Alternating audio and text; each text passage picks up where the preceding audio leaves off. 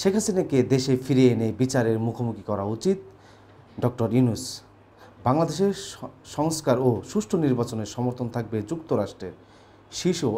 শীর্ষ কমান্ডার সহ লেবাননে নিহত মানুষের সংখ্যা বেড়ে 569। বাংলাদেশের পণ্য পরিবহনের ভাড়া 4.9% বাড়ানোর ঘোষণা DHL-এর।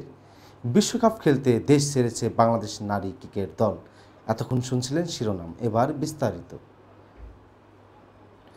ছাত্র জনতার গণ অভ্যুত্থানের ক্ষমতাচ্যুত হয়ে ভারতে আশ্রয় নেওয়া বাংলাদেশের সাবেক প্রধানমন্ত্রী শেখ হাসিনাকে দেশে ফিরিয়ে এনে বিচারের মুখোমুখি করা উচিত বলে মন্তব্য করেছেন অন্তর্বর্তী সরকারের প্রধান উপদেষ্টা ডক্টর মোহাম্মদ ইউনূস।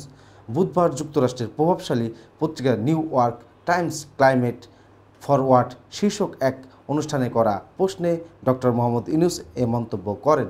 শেখ হাসিনা ভারতে আছেন, তাকে ফেরানো হবে কিনা এমন প্রশ্নের জবাবে ডক্টর মোহাম্মদ ইউনূস বলেন, কেন হবে না?